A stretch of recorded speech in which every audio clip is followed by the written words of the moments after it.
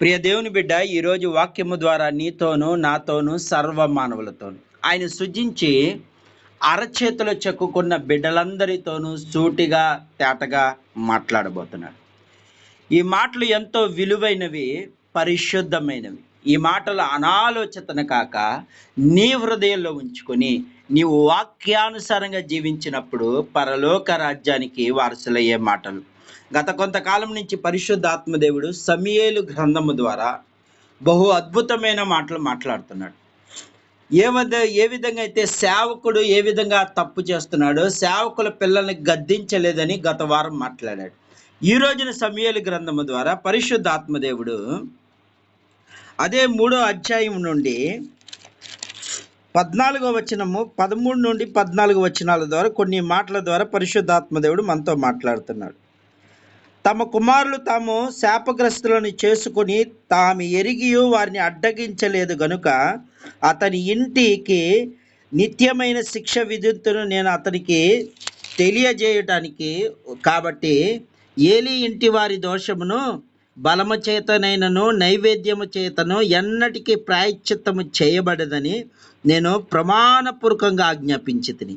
ఇక్కడ దేవుని వాక్యములో పరిశుద్ధాత్మదేవుడు ఈరోజు మాట్లాడుతుంది ఏంటంటే, వాళ్ళకి క్షమాపణ లేదు.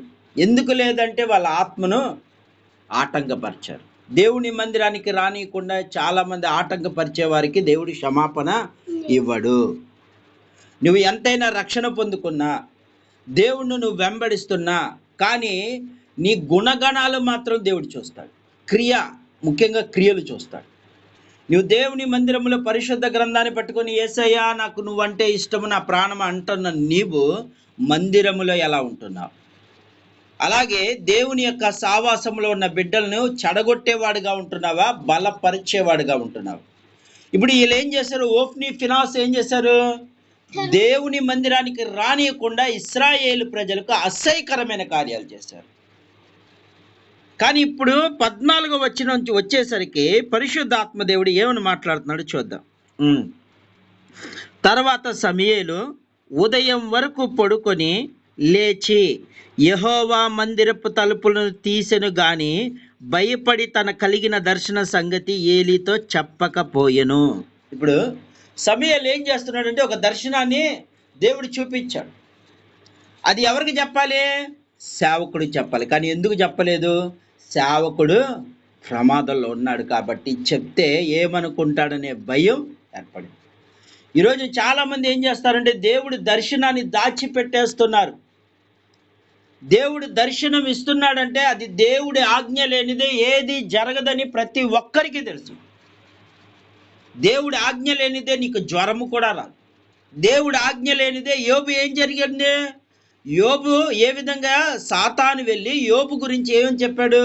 నీవు ఆ కంచె తీస్తేనే వాళ్ళని నేను శోధిస్తాను అన్నాడు. అంటే ఒక సాతాను శోధన రావాలన్నా దేవుడు అనుమతి ఉండాలి. ఇప్పుడు దేవుడు ఏం చేస్తున్నాడు? ఒక దర్శనాన్ని ఇచ్చాడు. ఏమిచ్చాడు? ఆ దర్శనాన్ని ఏం చేయాలి? వీళ్ళు చెప్పాలి. చెప్పకుండా ఇప్పుడు ఏమవుతున్నాడు? ఈ బాలుడు చిన్నవాడు కాబట్టి భయపడుతున్నాడు. సేవకుడు ఏమనుకుంటాడో అని భయపడుతున్నాడు. కానీ సేవకుడు హృదయం మాత్రము భయం వేస్తుంది. ఎందుకంటే తప్పు చేసినప్పుడు ఏమవుతుంది? భయం ఏర్పడుతుంది. ఎందుకని? దేవుడు చెప్పేశాడు. ఒక సేవకుడు ద్వారా ఇంకొక సేవకుడితో చెప్పేశాడు, నీ కుటుంబం ఈ విధంగా అయిపోతుంది, నీ పిల్లలు నువ్వు అడ్డగించలేదు, తప్పు చేస్తున్నప్పుడు చూస్తూ కూర్చున్నావు. దేవుడు కూడా అంటున్నాడు, నీవు నాకంటే నీ పిల్లల్ని ఎక్కువగా ప్రేమించి ఈరోజు దేవుని మందిరానికి రానియకుండా నీ పిల్లల కారణమైతే నువ్వు గద్దించలేదు. ఏం చేయలేదు? గద్దించలేదు, సరిచేయలేదు అని ముందే ఏలీ అప్పటి నుంచి భయం పుట్టుకుంది. ఏమవుతామో అనుకుంటున్నాడు తప్ప ఇప్పుడు దేవుడి దర్శనం ఎవరికి చూపించేస్తున్నాడు? సమూయేలుకి చూపించేశాడు. రానున్న దినాల్లో ఇశ్రాయేలు ప్రజల మీద, అంటే వీళ్ళ మందిరం మానేశారు కదా, వీళ్ళందరి మీదకు ఒక ప్రమాదం రాబోతుంది. చెవులు గింగురు అనేలాగా ఉంటుందంట. అంటే భయం ఏర్పడుతుంది. అందుకే ముందుగానే దేవుడు పరిశుద్ధాత్మ దేవుడు ఏమని చెప్పాడంటే, ఖచ్చితంగా ప్రమాదం రాబోతుంది, కానీ నిన్ను నేను తప్పిస్తాను. ఏమంటున్నాడు? సమూయేలు మాత్రం తప్పించుకుంటాడు, మిగతా వాళ్ళందరూ ఏమవుతారు? ఆ ప్రమాదంలో అందరూ అయిపోతారు, ఒక్క సమూయేలు మాత్రమే బ్రతుకుతాడు. ఎందుకని? దేవుని మాట తూచా తప్పక వింటున్న సేవకుడు ఎవరైనా ఉంటారంటే అది సమూయేలే. నమ్మకముగా, విశ్వాసంగా, చిన్న పిల్లోడైనా సరే దేవుని యందు భయభక్తులు కలిగి ఉన్నాడు కాబట్టి దేవుడు ఏం చేస్తున్నాడు? సమూయేలుకు చూపిస్తున్నాడు, ప్రమాదం రాబోతుంది. ఎవరి మీదకే? సమూయేలు మీదకి వస్తుందా? తన సేవకుడు కుటుంబం మీదకి వస్తుంది చెప్పేశాడు. కానీ ఇక్కడ సమూయేలు ఏం చేస్తున్నాడు? భయపడుతున్నాడు. కానీ ఏం చేస్తున్నాడు? ఏలి ఏం చేస్తున్నాడు చూద్దాం. అయితే ఏలి, సమూయేలు నా కుమారుడా అని సమూయేలును పిలవగా అతడు, చిత్తము, నేను ఇక్కడే ఉన్నానని. ఏలి, నీతో యెహోవా ఏమి సెలవిచ్చుచున్నాడు? మరుగు చేయక దయచేసి నాతో చెప్పుము. నేను మరుగు చేయొద్దు అంటున్నాడు సేవకుడు. ఏమంటున్నాడు? నువ్వు దాచిపెట్టద్దు. దేవుడు నీకు ఏది చూపించాడో నాకు చెప్పు. దేవుడు నీకు ఏది చూపించాడో అది నువ్వు నాకు చెప్పు అంటున్నాడు. కానీ ఇక్కడ భయపడుతున్నాడు. దేవుడు నీ కుటుంబాన్ని నాశనం చేస్తాడు సేవకుడు అని చెప్పగలుగుతాడా? చెప్పలేరు కదా. దేవుడు చెప్పాల్సింది భయపడుతున్నాడు. మీ కుటుంబం అంతా నాశనం అయిపోతుంది, దేవుడు చెప్పిందంతా జరగబోతుంది అని దేవుడు నాతో చెప్పాడంటే ఎక్కడ సేవకుడు కోప్పడతాడో, భయపడిపోతాడు, ఏమైనా అంటాడేమని చెప్పి ఏమవుతున్నాడు? చిన్న పిల్లవాడు ఏమవుతుంది? చిన్న పిల్లవాడు ఏం చేస్తున్నాడంటే అందుకే ఇక్కడ సేవకుడు ఒక మాట అంటున్నాడు, మరుగు చేయొద్దు అన్నాడు. ఇక్కడ ఒక మాట మనకు రుడిగా చెప్తున్నాడు దేవుడు, నీకు ఏ కల వచ్చినా మరుగు చేయకు. ఎవరైనా నీ ఇంటి పక్కల్లో ప్రమాదంలో ఉండి దేవుడు ఒకవేళ చూపిస్తే మరుగు చేయొద్దు. ఏమంటున్నాడు ఇక్కడ సేవకుడు? ఇంకో మాట అంటున్నాడు. ఏమంటున్నాడు చూద్దాం. అయితే నీవు సెలవిచ్చిన సంగతులు ఏమనగా, నీవు మరుగు చేసిన ఎడల అంతకంటే అధికమైన కీడు ఆయన నీకు కలుగజేయునుగాక అని చెప్పగానే అప్పుడు భయమేసింది సమూయేలు. దేవుడే ఏమంటున్నాడు? చెవులు గింగురు అనిపించేలాగా ప్రీతిని కలిగిస్తానని భయపడిపోతున్న సమూయేలు ఇప్పుడు ఈ సేవకుడు ఇంకోసారి ఏమంటున్నాడు? ఇంకా ఎక్కువ కీడు వస్తుంది అనేసరికి పిల్లవాడికి ఏమొచ్చింది? భయం ఏర్పడిపోయింది. ఏమేర్పడిపోయింది? భయం ఏర్పడిపోయింది. భయం ఏర్పడిపోయేసరికి ఇక చెప్పేశాడు. అందుకే దేవుని వాక్యం సెలవిస్తుంది. ఈ రోజున వాక్యం ఏంటున్న ప్రియ దేవుని బిడ్డ, ఏది మరుగు చేయొద్దు. దేవుడు నీకు కలలు ఇచ్చినప్పుడు చెప్పే, దానికోసం ప్రార్థన చేస్తారు. దేవుడు ఎందుకు చెప్పమంటున్నాడు? చాలామంది కలలు కంటారు, దేవుడు ఒకటి చూపిస్తామంటాడు. ఎందుకని? వారి కోసం నువ్వు ప్రార్థన చేయాలని. నీకొక్కడికే ఎందుకు కలలు కనబడుతున్నాయి? నీకెందుకే దర్శనాలు కనబడుతున్నాయి? నువ్వు దానిని ఆపగలిగిన శక్తి నీకుంది. ఎవరికుంది? నీకు ఆపగలిగిన శక్తి నీకుందని దేవుని వాక్యం సెలవిస్తుంది. ఫినహాస్ అనే ఒక దైవ సేవకుడు ఉన్నాడు. అక్కడ ఇశ్రాయేలు ప్రజల్లో ఒక స్త్రీని, అంటే పాపపు స్త్రీని ఎవరు తీసుకొచ్చారు? పాపపు స్త్రీని తీసుకొచ్చి ఇంట్లో కాపురం ఉంటున్నాడు. అంటే వేరొక అమ్మాయిని తీసుకొచ్చి, దేవుని ఎరగని విగ్రహారాధన చేసిన అమ్మాయిని తీసుకొచ్చి పాపం చేస్తూ ఉంటే దేవుని కోపం రగిలింది ఇశ్రాయేలు ప్రజల మీద. బహు తెగులు రాబోతుంది. అప్పుడు ఏం చేశాడు? ఫినహాసు అని ఆయన ఏం చేశాడంటే సేవకుడు, ఈ తెగులు పోవాలంటే ఇప్పుడు వాళ్ళిద్దరూ చంపేయాలి. అందుకే బల్యంతో ఏం చేశాడు? వాళ్ళందరినీ చంపగా ఆ తెగులు ఆగిపోయింది. ఆ రోగాలు, ఆ బాధలు ఆగిపోయినాయి అప్పటికప్పుడు. అంటే దేవుని విషయంలో వీళ్ళు తప్పు చేశారు కాబట్టి వీళ్ళు ఏమవ్వాలి? చనిపోవాలి. ఇప్పుడు ఒక చెట్టుకు పురుగు పట్టింది అనుకో, ఏం చేస్తారు? పురుగు పట్టిన దాన్ని వదిలేస్తారా? చంపాలి. చంపకపోతే ఏమైంది? అది ఇంకా నాలుగు పురుగులు తెచ్చింది. అంటే ఒకటి చేసిన తప్పు కాక ఇంకా నలుగురిని. ఇప్పుడు పంట పొలాలు ఉంటాయి, బాగా పంట పండుతున్న దానికి పురుగుల మందు కొడతా ఉంటారు, అవి తినేస్తాయి కాబట్టి. అది ఒకటితో అయిపోద్దా? దాని సంతానం తినేస్తుంది కాబట్టి దాన్ని ఏం చేయాలి? చంపేయాలి. అలాగే ఈ పాపము ఒకవేళ దేవుడు భయముతో వీళ్ళ పాపం మళ్ళీ ఇంకోసారి చేయకుండా ఉంటారని చెప్పి ఇది చేస్తూ ఉంటారు. మళ్ళా చాలా మందికి ఇప్పుడు నరహత్య చేసే వారికి ఉరులు ఎందుకు వేస్తూ ఉంటారు? మామూలుగా అది ఇంకోసారి ఎవరైనా చేస్తే చేయకూడదని చెప్పి ఒక్కొక్కరు ఉరి, లేకపోతే యావజ్జీవ కారాగార శిక్షలు వేస్తూ ఉంటారు. కారణం ఏంటి? దీన్ని బట్టైనా మారతారేమో. ఇప్పుడు సౌదీ అరేబియాలో ఏం జరిగింది? దొంగతనం చేస్తే చేతులు నరికేస్తారు, నడి రోడ్డు మీద నరికేస్తారు. ఏ చేతులతో అయితే ఆ చేతులు నరికేయడం ద్వారా ఈ రోజున ఈ సౌదీ అరేబియాలో కానీ ఎక్కడైనా సరే దొంగతనం చేయడం అన్నది చాలా అరుదు, చాలా తక్కువ. చేయరు. ఎందుకు చేయరు తెలుసా? వాళ్ళకి ఎనీ టైం అన్ని సీసీ కెమెరాలు ఉంటాయి. నువ్వు ఏది దొంగతనం చేసినా వాళ్ళకి తెలిసిపోతుంది. మళ్ళా ఎమ్మటే ఖరారు చేసేస్తారు, అందరి ముందు రోడ్డు మీద నరికేస్తారు. ఏమైనా తప్పు చేసినా సరే ఏం చేస్తారు? తల అక్కడే తీసేస్తారు. వాళ్ళ చట్టం అది. చట్టము కదా ఇది. బైబిల్ లేఖనం ప్రకారము నిర్గమాకాండములో రాయబడిన ఆ యొక్క నిబంధన ప్రకారం ఏం చేస్తారు వాళ్ళు? సౌదీ అరేబియా ప్రాంతంలో ఏం చేస్తారు? వీళ్ళు ఇలాగే చేస్తారు, అక్కడికక్కడే చంపేస్తారు. దాని భయంతో ఇంకోటి చేయడు. అందుకే మన భారతదేశంలో ఎక్కువగా ఏమిటి నేరాలు ఎక్కువ అవుతుంది. కానీ సౌదీ అరేబియాలో మాత్రం ఎక్కడో ఒకటి జరిగింది. ఎందుకు? అక్కడ ఇమీడియట్గా ఏం చేస్తారు? చట్టం నెరవేర్చేస్తారు. ఈ దొంగతనం చేశాడు, ఈ చేతులు వండుకోడు. కంటికి కన్ను, పంటికి పన్ను. ఎక్కడైతే మొహం మీద గుద్దాడో అక్కడే గుద్దాలా. ఎవడ కన్ను పోగొట్టాడు, ఈడు కన్ను కూడా పోవాలా. ఇప్పుడు మొన్నటిదాకా ఒక అమ్మాయి పేరు ఉంది కదా, ఆ అమ్మాయి గురించి ఎందుకని? ఇప్పుడు నా తమ్ముడిని చంపేశాడు కాబట్టి ఈ అమ్మాయిని చంపాలి అని ఆ రోజున ఆపడానికి ప్రయత్నం చేశారు. ఎందుకని? తను చంపింది ఈ అమ్మాయి కూడా బ్రతకూడదు. వాళ్ళ అక్కడ నిబంధన. కంటికి కన్ను, పంటికి పన్ను. ఒక దెబ్బ కొడితే నేను కూడా దెబ్బ కొట్టాలి. ఇది దేవుని యొక్క ఆ రోజుల్లో ఉండే నిబంధన. కానీ యేసు ప్రభు వారు వచ్చి ఆ నిబంధన అంతటా తీసేసి సమానమైన హక్కునిచ్చేశాడు. కానీ ఈ రోజున దేవుని వాక్యము సెలవిస్తుంది, ప్రియ దేవుని బిడ్డ, ఏది మరుగు చేయొద్దు. ప్రమాదం నీకు రాబోతున్నప్పుడు దేవుడు ఏం చేస్తాడంటే ఖచ్చితంగా నీకే కలలు ఎందుకు వస్తున్నాయని ఎప్పుడైనా ఆలోచన చేసావా? నీ పక్కన ఇంటి వారికి రాక నీకే ఎందుకు వస్తున్నాయి? నీకే ఎందుకు దర్శనాలు వస్తున్నాయి? నువ్వు దాన్ని సాధించగలవు, నువ్వు దాన్ని ఓడించగల శక్తి నీకు ఉంది కాబట్టి దేవుడు నీకు ఇస్తున్నాడు. అందుకే దేవుడు ఏమంటాడు తెలుసా? నువ్వు బలవంతుడివి, బలహీనుడు కాదు. దేవుని పిల్లలు ప్రార్థన చేసే ప్రతి పిల్లలు బలవంతులే తప్ప బలహీనులు కాదు.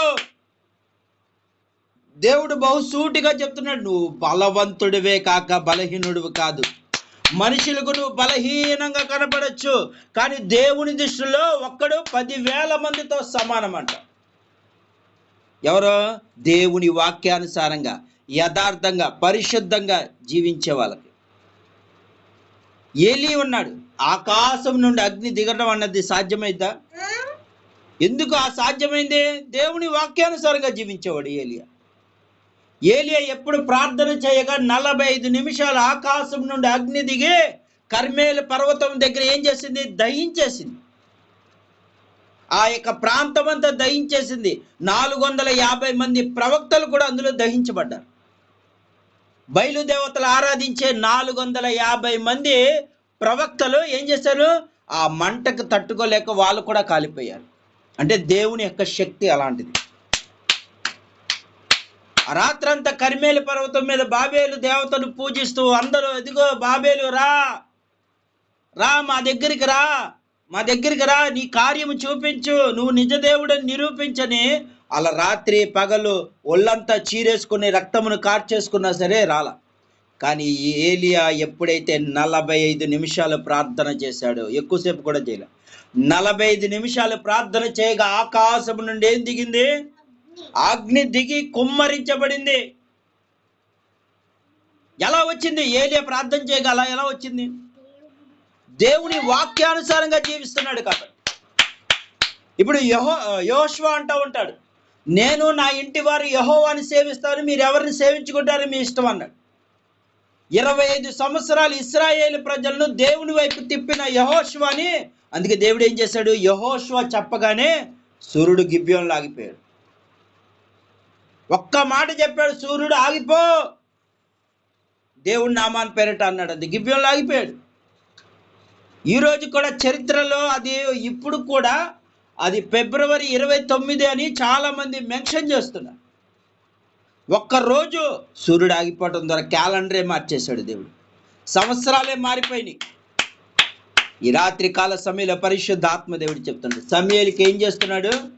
మరుగు చేస్తే నీకు ఇంకా కీడు వస్తుందని కానీ అప్పుడు చెప్పేశాడు. ఇక్కడ అసలు పాయింట్కి వద్దాం. ఇప్పుడు చెప్పిన తర్వాత ఏం జరిగింది?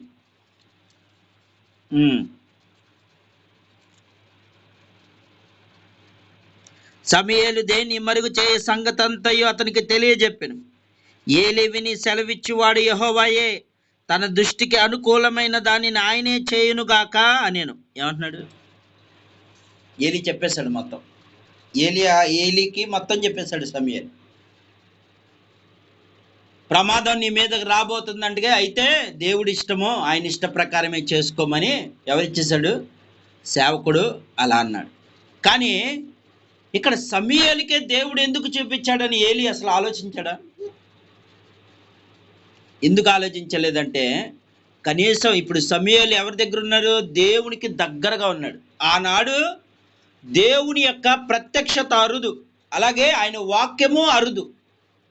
కానీ సమూయేలు చిన్న బాలుడికే దేవుడు ఎందుకు మాకు చూపించాడని సేవకుడు ఆలోచించాడా? ఆలోచించలేదు. ఎందుకు చెప్పనా? నేనే గొప్ప సేవకుడు అనే గర్వం, నా ద్వారానే అన్ని జరుగుతాయని ఒక ఇది ఉండేది. కానీ ఇప్పుడు సమూయేలు చెప్పాడు, ఏమనాలి? నా కోసం ప్రార్థన చేయి సమూయేలు అని అడగల. ఏమంటున్నాడు? ఆయన ఇష్టం వచ్చిన, అంటే ఆయన ఏది చేసుకుంటాడు ఆయనే చేసుకో. చాలా మంది ఏమంటారంటే, ఉంటే పోతాం లేదా అంటా ఉంటారు చూడు, అలా చెప్పాడన్నమాట. ఉంటే ఉంటా, పోతే పోతాం, ఈరోజు కాకపోతే 3 రోజులు ఏడుస్తారు, తీసుకెళ్ళిపోతారు అంటా ఉంటారు చూడు, అలా చెప్పాడు. ఇప్పుడు ఏలీ ఏం చెప్పాడు? ఎలా చెప్పాడు? అలా చెప్పాడు. అలా చెప్పాలా? ఏమనాలి ఏలీ? అప్పుడు ఏలీ గారు ఏమనాలి? తాను తగ్గించుకొని ఏమనాలి? సేవకుడిని, దిగో నీకు దేవుడు చెప్పాడు కదా, మా కొరకు ప్రార్థన చేయన్న మనసు వచ్చిందా? రాలా. గర్వం ఏర్పడిపోయింది ఏలీకి. ఈ రోజున అలాంటి గర్విష్ట సేవకులు ఎక్కువైపోయారు. అందుకే ఈ రోజున దేవుడు ఒక మాట ద్వారా దేవుడు మనతో చెప్తున్న మాట ఏంటంటే, యేసు ప్రభు వారు కూడా ఇలాంటి తారతమ్యాలు వస్తాయని చెప్పి ఒక రోజున ఏం చేశాడో చూద్దాం. యేసు అతను చూచి స్నానము చేసిన వాడు పాదము తప్ప మరి ఏమీ కడుగొనక నక్కరలేదు, అది కేవలం పవిత్రమైనను. మీరు అపవిత్రులు కానీ మీలో అందరూ పవిత్రులే కానేరనని చెప్తున్నాడు. ఏం చెప్తున్నాడంటే, యేసు ప్రభు వారు ఏం చేశాడు? ఆయన అంగీని తీసి నడుయానికి కట్టుకొని ఏం చేశాడు? ప్రతి సేవకుడిని, అంటే దేవుడి యొక్క మనసు ఎలా ఉందో చూడు, ఏలీ మనసు ఎలా ఉందో చూడు. చిన్నవారైనా సరే వాళ్ళ సేవకులు శిష్యులు కదా అని చెప్పి ఆయన పాదాలు కడిగాడు. అర్థమవుతుందా? పాదాలు ఎవరు కడిగారు? దేవుడు ఒక మనిషి పాదాలు కడిగాడు. మనం ఆయన ఆరాధించే దేవుడు ఏం చేశాడంటే తాను తగ్గించుకొని నేర్పించాడు. కానీ మనిషి ఏమవుతున్నాడు ఇప్పుడు? ఏలీ తగ్గించుకోవాలి కదా. అయ్యో, మాకు ఎప్పుడూ లేని ప్రత్యక్షత సమూయేలుకు వచ్చింది కనుక సమూయేలు దేవుడికి దగ్గరగా ఉన్నాడు కాబట్టి నా పరిస్థితి గురించి ప్రార్థన చేయమని మనసు వచ్చిందా? గర్వం, తను తగ్గించుకోలేదు. నేనేంటి సేవకుడినేంటి, సేవకుడై ఉండి నేను చిన్న పిల్లవాడిని నేను అడగటం ఏంటనే మనసు వచ్చింది కాబట్టి ఏమంటున్నాడంటే, ఆయన ఇష్టం వచ్చినట్టు ఆయన చేసుకొని అంట. ఒక్క మాట అడిగి ఉంటే సమూయేలు నా కోసం ప్రార్థన చేయి అన్న మనసు ఎందుకు రాలేదంటే గర్వం. ఈరోజు సేవకులు ఇది పెరిగిపోతుంది. ఎదుటోడు తన కుటుంబం ఎదగాలని చూస్తాడు, కానీ ఇంకొకరు సేవకు వచ్చే మాత్రం వాడిని ఏం చేస్తూ ఉంటారంటే కించపరుస్తూ ఉంటారు. తన పిల్లలేమో ఎదగాలి, కానీ బయటోడు ఎవడైనా వచ్చాడనుకో, సేవలో నిలబడుతున్నాడు అనుకో, వాడు చక్కగా దేవుని ఆరాధిస్తూ పనిచేస్తూ దేవునికి ఇష్టానుసారంగా ఉన్నాడనుకో, వాడిని ఏం చేస్తూ ఉంటారంటే కించపరుస్తూ ఉంటారు. అదేదో తన పిల్లల్ని చూడొచ్చుగా, అదేదో వాళ్ళ పిల్లల్ని ఆ రోజే మందలించి ఉంటే ఈరోజు ఈ ప్రమాదం వచ్చేది కాదుగా. ఓఫ్రీ ఫినాన్స్ చిన్నతనంలోనే నేర్పించి ఉంటే ఇదిగో నాన్న ఇలా చేయాలి, ఇలా చేయలేదు కాబట్టే వాళ్ళకి ఎందుకు కష్టపెట్టాలని చెప్పి ఇప్పుడు ఎవరిని కష్టపెడుతున్నారు? సమూయేలుని కష్టపెడుతున్నారు. కానీ యేసు ప్రభు వారు ఏం చేస్తున్నారు తెలుసా? శిష్యుల పాదాలు కడుగుతున్నాడు. దేవుని పిల్లలు ఏం చేస్తున్న దేవుని పిల్లల యొక్క లక్షణం ఏంటో తెలుసా? తను తాను తగ్గించుకొని, దేవుడే తగ్గించుకొని మనిషి పాదాలు కడిగాడు. కానీ ఇక్కడ ఏలి ఏం చేస్తున్నాడు? గర్వం. సమూయేలుకి నేను ఎందుకు చెప్పాలా ఏంటి? సమూయేలుకి నేను ఎందుకు చెప్పుకోవాలి? సమూయేలు చేయడా ప్రార్థన? దేవుడు అందుకే ఆయన కనిపించింది. సమూయేలు ప్రార్థన చేస్తాడని కదా, దేవుడికి దగ్గరగా ఉంటున్నాడనే కదా. సమూయేలు ఒక్క మాట చెప్పుంటే ఇప్పుడు సమూయేలు ద్వారా వాళ్ళు బ్రతికేవాళ్ళు కదా. ఆనాడు యోబు కూడా ఒక సంఘటన జరిగిందా లేదా? యోబు ఆ రోజు ఏం జరిగింది? తన 3 స్నేహితులు ఏదిస్తూ ఉంటే దేవుడు అన్నాడు, సుడిగాల్లో వచ్చి యోబుతో ఏమన్నాడు? యోబును వాళ్ళ శిష్యులను ఏమన్నాడు? వాళ్ళ యొక్క స్నేహితుల్ని ఒకటే అన్నాడు, ఒకవేళ యోబు మిమ్మల్ని క్షమిస్తే నేను క్షమిస్తానన్నాడు. యోబు క్షమించాడా లేదా? వారి కోసం ప్రార్థన చేశాడా లేదా? 2 ఆశీర్వాదం పొందుకున్నాడా లేదా? అంటే ఇప్పుడు యోబు యోగ్యుడిగా కనపడుతున్నాడు దేవుడికి. తన స్నేహితులు ఏమంటున్నారు? నా గురించి మీరు యుక్తంగా పలకలేదు అన్నాడు. ఏమన్నాడు? నా గురించి మీరు యుక్తంగా పలకలేదు కనుక యోబు క్షమిస్తే మిమ్మల్ని క్షమిస్తాం, యోబు మీకోసము ప్రార్థన చేస్తే మిమ్మల్ని క్షమిస్తానన్నాడు. కానీ యోబు ఏం చేశాడు? నన్ను ఇప్పటిదాకా ఏడిపించాడు కదా, వీళ్ళ కోసం ప్రార్థన చేయను అన్నాడా? ప్రార్థన చేశాడు. అందుకే దేవుని పిల్లలు ఏముండాలి తెలుసా? తారతమ్యాలు ఉండకూడదు. ముందు అందరినీ సమానంగా చూడాలి. ఈరోజున అదే వాక్యములో పరిశుద్ధాత్మ దేవుడు చెప్తున్నాడు, విశ్వాసి పిల్లోడైనా సరే, నీ పిల్లోడైనా సరే ఒక్కటే. దేవుని దృష్టిలో అందరూ సమానమే. అందరూ సమానం. కుంటివాడైనా, గుడ్డివాడైనా, భిక్షగాడైనా, ఎవడైనా సరే ఈ లోకంలో తారతమ్యాలు ఉండొచ్చు, కానీ నా దేవుడికి తారతమ్యాలు లేవు. ఎవరైతే ఆయన వాక్యానుసారంగా జీవిస్తారో, ఆ వాక్యం ప్రకారంగా నడుస్తారో వారందరూ దేవుని పిల్లలు. సమానంగా చూస్తాడు అంతే. పక్షపాతం చూపించేది మనుషులు లేదా సాతానులు. దేవుడు ఎన్నటికి అందరిని ఏం చేస్తున్నాడు? ఒకటే చెప్పాడు, నేను ఎలా చేశానో మీరు అలా చేయుడి అన్నాడు. ఏమన్నాడు? ఈ రోజున కూడా కాకానీలో ఆ వాక్యం ఉంటుంది, దేవుడు చెప్పినట్టు చేయండి. ఇప్పుడు కూడా ఆయన యొక్క దేవదాసు మునుమూరి దేవదాసు గారి యొక్క ఆ యొక్క సమాధి పైన ఈ వాక్యం ఎప్పుడూ ఉంటుంది. దేవుడు నేనేమి చెప్పితునో అదే చేయండి అని ఉంటుంది. ఆయన ఏమి చెప్పాడో అదే చేయమని ఉంటుంది. ఈరోజు అలా చేస్తున్నారా? దేవుడు చెప్పింది చేస్తున్నారా? ఎందుకు ఇంకో సేవకుడు అంటే నీకు పడతలేదు? దేవుడు అడుగుతున్నాడు, నిన్ను వలె నీ పొరుగు వారిని ప్రేమించమన్నా. కనీసం నీ పక్కన సేవకుడు నీకు ఎందుకు పడతలా? దేవుడు అడుగుతున్నాడు ఈ రాత్రికాల సమయంలో, నిన్ను వలె నీ పొరుగు వారిని ప్రేమించాలని అందరికీ నువ్వు చెప్తున్నావు, మరి నువ్వెందుకు ప్రేమించట్లేదు పక్కన సేవకుడు? పక్కన సంఘస్థులు నువ్వెందుకు ప్రేమించట్లేదు? ఒక సంఘానికి వెళ్ళేవాళ్ళు ఇంకో సంఘానికి ఎందుకు మమ్మల్ని పిలవలేదు? దేవుడు పిలవాలా అని మిమ్మల్ని దేవుని ప్రార్థనకి? ఇదేనా పెళ్ళా పేరంటమా? దేవుడు మమ్మల్ని పిలవలేదు అందుకే మేము వెళ్ళా, ఇదొక సాకు. పిలవకపోతే నువ్వు వెళ్ళి దేవుని ప్రేమ కనపరచలేవా? ఈరోజు ఎంతమంది ఇలాగుంటున్నారు?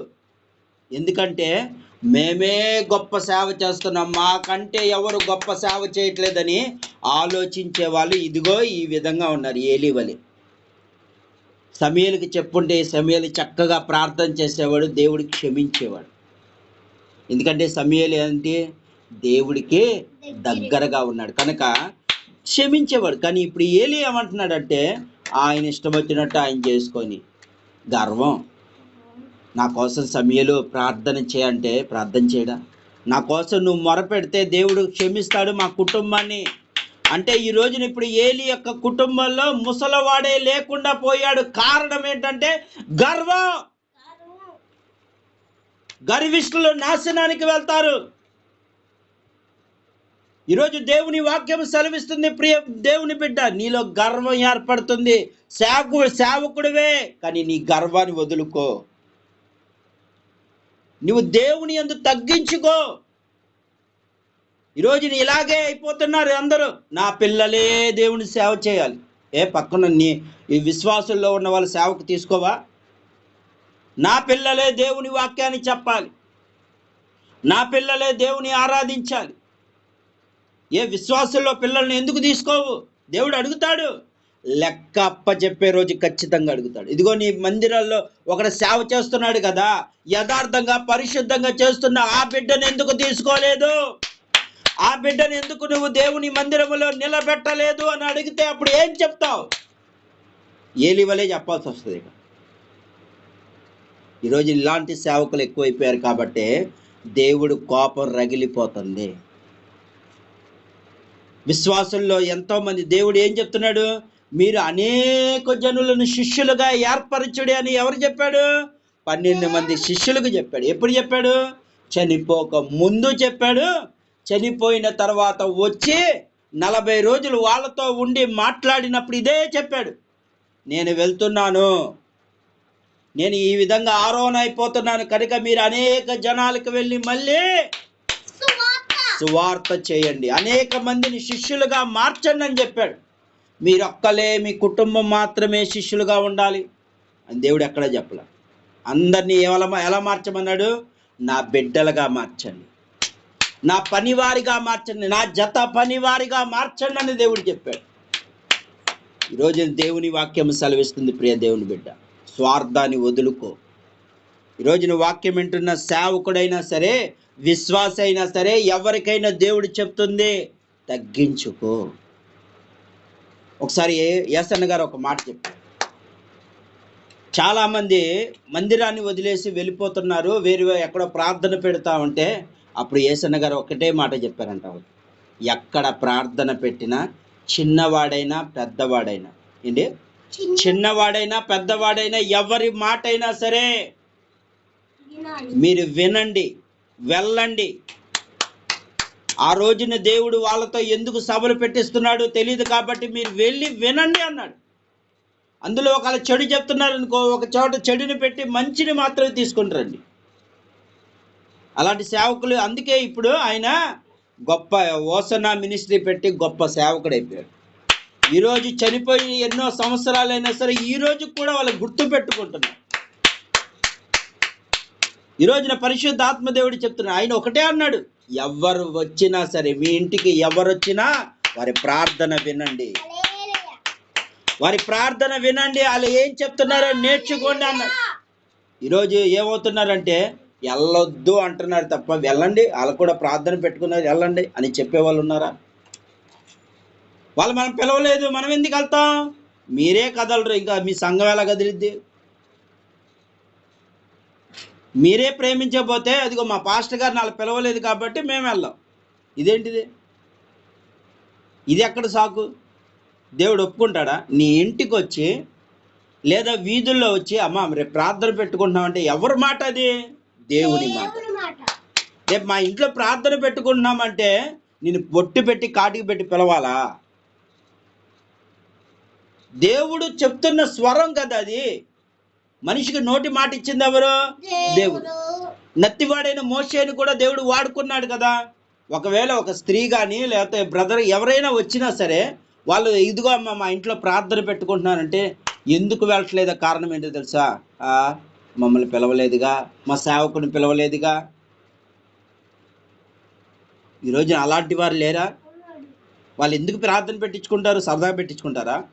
వాళ్ళ ఇంట్లో పరిస్థితులు బాగోక, వారి ఇంట్లో ఇబ్బందులు ఉన్నాయి కాబట్టి మీరందరూ వచ్చి ప్రార్థన చేస్తే దేవుడు కనికరం చూపుతాడని మీకు అవకాశము. దేవుడు మిమ్మల్ని ఎందుకు పిలవాలి? మిగతా వాళ్ళు పిలవచ్చుగా. వాళ్ళ నోటి ద్వారా నిన్నే ఎందుకు పిలవాలి? ఎందుకంటే నువ్వు ప్రార్థన చేస్తావు కాబట్టి, నువ్వు దేవుని యందు భయభక్తులు కలిగి ఉంటావు కాబట్టి నీ ప్రార్థనైనా విని దేవుడు వాళ్ళ పట్ల కార్యం చేస్తాడని. అందుకే ఇక్కడ సమూయేలు జీవితంలో ఏం జరుగుతుందంటే అదే జరిగింది. ఏలీ చెప్పాల్సింది ఏంటంటే, అయ్యా నా కోసం ప్రార్థన చేయి చాలా. అందుకే ఏమైపోయారు వాళ్ళు? గర్వము ఎంటర్ అయిపోయింది. ఈ రాత్రికాల సమయంలో పరిశుద్ధాత్మ దేవుడు చెప్తే గర్వాన్ని వదిలిపెట్టు, తగ్గించుకొని జీవించు. తను తాను తగ్గి వాక్యము చెప్తూ ఉంటావు, కానీ ఎందుకు పాటించావు మనకు అర్థం. ఎందుకంటే మన ఈ చెవులతో వింటాం, ఆ చెవులతో వదిలేస్తాం. అందుకే ఇక్కడ ఏమవుతుందంటే ఇదే పరిస్థితి ఈ రోజున చాలా మందికి ఇదే పరిస్థితి ఏర్పడింది. గర్వం ఎక్కువైపోయింది కాబట్టి నాశనం వెళ్ళిపోయింది. గాజా ఒకప్పుడు ఎలా ఉండేదంటే బహు బలముగా ఉండేది. గాజా ఎలా ఉండేది? వాళ్ళకి ఆ అంతకాలములో ఆ రోజుల్లో ఎవరున్నారు? సంసోను ఉండేవాడు.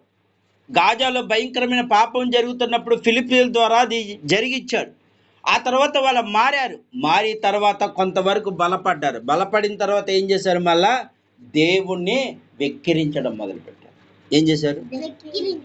ఈరోజు దేవుని వెక్కిరించడం ద్వారా వాళ్ళు ఏం పోగొట్టుకున్నారంటే, ఒక వీడియో ద్వారా పరిశుద్ధాత్మ దేవుడు మనతో చూపిస్తాడు చూడు. వాళ్ళు వెక్కిరించారు కాబట్టి ఈ రోజున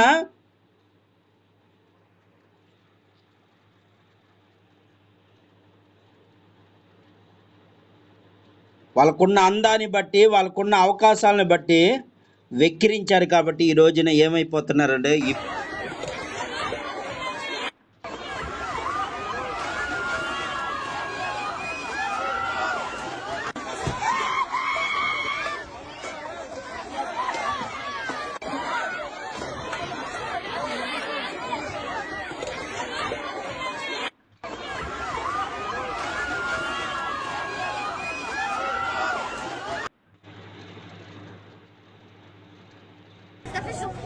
احنا 24 ساعه كل يوم يقولوا لنا في مقاطير واحنا بنروح ما نلاقيش المقاطير. احنا الرمل هذا ناكله بالشكل عندنا، بدنا طحين بالشكل. حرام عليكم ارحموا، بالشكل عندنا الرمل بتاكله بدل الخبز. حرام عليكم ارحموا.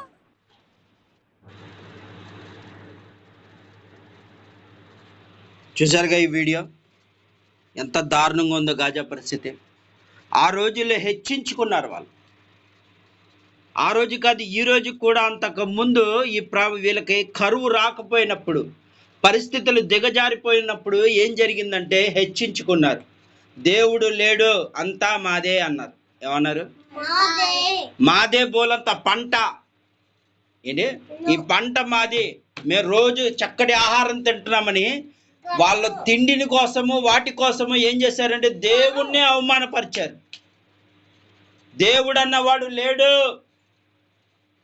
దేవుడు అసలు భూమి మీదకి రాలేదు, రక్షణ ఇవ్వలేదు అని లేనిపోని యొక్క అబద్ధ ప్రవక్తలు అబద్ధ మాటలు విన్నారు. కాబట్టి ఈ రోజున గాజా ప్రాంతము ఆకలితో అలమటించిపోతుంది. పిల్ల జల్ల ఏడుస్తున్నారు. ఇప్పుడు ఆ పిల్లవాడు ఏమంటున్నాడు? దేవుణ్ణి మేము అన్నందుకు మట్టి తిని బతకాల్సి వస్తుంది అంటున్నాడు. ఏమంటున్నాడు? దేవుణ్ణి మేము వదిలినందుకు ఈ రోజున మా గర్వాన్ని బట్టి, ఇప్పుడు గర్వం బట్టి ఏమైపోయింది? నాశనం అయిపోయింది గాజా. తినటానికి తిండి లేక అలమటించిపోతున్నారు. ఎంత దారుణమైన పరిస్థితి. అందుకే గర్వపడద్దు అంటున్నాడు దేవుడు. నీ అందాన్ని బట్టి నువ్వు గర్వపడద్దు, నువ్వు దేవుని బట్టి అతిశయించు అన్నాడు. నువ్వు దేవుని బట్టి అతిశయించాలి. సెలబ్రిటీలు సైతము దేవుణ్ణి ఆ రోజున ఏం చేశారు? న్యూయార్క్ పట్టణంలో ఏం చేశారు? దేవుణ్ణి జీరో అంట, దేవుడికి జీరో అని మార్క్ వేశారు. దేవుడు ఏం చేశాడు? నిజంగానే వాళ్ళు జీరో చేశాడు. మొత్తం తగలడిపోయింది కాలిఫోర్నియా ప్రాంతం అంతా. దేవుడి కంటే దేవుడు వెక్కిరించబడు, మోసపోయేది నువ్వే. ఈ రాత్రి కాల సమయంలో పరిశుద్ధాత్మ దేవుడు చెప్తున్నాడు, గర్వము వదులుకో. నీ గర్వమే నిన్ను నాశనానికి తీసుకువెళ్తుంది. ఈ రోజున గాజా ఏమనుకుందంటే, అంతకుముందు మాకున్న పంటలు ఎవరికి ఉండవు. ఇశ్రాయేలు ప్రజలను సవాల్ చేసింది గాజా. మాకున్న నీళ్లు ఎవరికి ఉండవు, మాకున్న సమృద్ధి ఎవరికి ఉండదు, మీ దేవుడు వల్ల కాదు అని ఏం చేసింది? ఎక్కిరించింది. ఇప్పుడు మొత్తం ఏమైపోయింది? తినటానికి తిండి లేదు, ఏంటి వేసుకోవడానికి సరైన బట్టలు లేవు, దుమ్ము ధూళితో ఉన్నారు వాళ్ళు. భయానకమైన పరిస్థితి, యుద్ధము వచ్చి గాజా ప్రాంతం నాశనం అయిపోయింది. ఇశ్రాయేలు ప్రజలు ఊరికినే బాంబులు ఎందుకు వేస్తారు? వాళ్ళ దేవుణ్ణి అన్నందుకు వాళ్ళ కోపం వచ్చింది. దేవుడితో పెట్టుకోవద్దు. దేవుణ్ణి అనరాని మాటలు అంటుంటే నువ్వు అనుకుంటున్నా, చాలామంది సెలబ్రిటీస్ మామూలుగా యూట్యూబ్లో చెప్పే వాళ్ళు ఏమనుకున్నారంటే దేవుణ్ణి అనటం వల్ల మాకు బోలంతా. ఇప్పుడు దేవుణ్ణి అనటం వలన ఇప్పుడు ఈ శివశక్తి కానీ, ఆ శక్తి కానీ, ఈ శక్తి కానీ ఏమవుతున్నారంటే డబ్బు సంపాదించుకుంటుంది. కానీ డబ్బు సంపాదించుకున్నారు, కానీ దాని తర్వాత ఉండే ప్రమాదం వాళ్ళకి తెలియట్లేదు. దేవుడు చూస్తున్నాడు అనుకుంటున్నావు. ఒకరోజు మొన్న కూడా వీడియో చూశాను. ఈ రోజున ఈ సంపాదన అంతటా దేవుడి వల్ల కాదంట, సాతాను వల్ల వచ్చిందనగానే ఇమీడియట్లుగా ఆ యొక్క సెలబ్రిటీ చచ్చిపోయింది. ఇమీడియట్గా అక్కడే చచ్చిపోయింది. దేవుడు లేడు, సాతానే మమ్మల్ని పోషించిందంట, అంతే, దెబ్బకి అక్కడే చచ్చిపోయింది. ఈరోజు దేవుని వాక్యం సెలవిస్తుంది, దేవుని బట్టి అతిశయించు కానీ నీ అందరి బట్టో దేని బట్టో గర్వించొద్దు. దేవుడు అని చేస్తాడంతే. ఈ రాత్రికాల సమయంలో పరిశుద్ధ ఆత్మదేవుడు చెప్తున్న ప్రియ దేవుని బిడ్డ, ఒక్కసారి ఏలి ఆ మాట ఉంటే సమూయేలు ద్వారా ఏలి యొక్క కుటుంబము బ్రతికేది. గర్వం సమూయేలుకి చూపించాడు దేవుడు. అయినా ఏం చేయాలి? ఏలి, అయ్యా నా కోసం ఒక్కసారి తగ్గింపు లేదు. తన పిల్లలకు చూపించాడా దర్శనం? చూపించలా. ఏలికి చూపించాడా? ఎప్పటి నుంచో సేవ చేస్తున్న ఏలికి చూపించాడా? చూపించలా.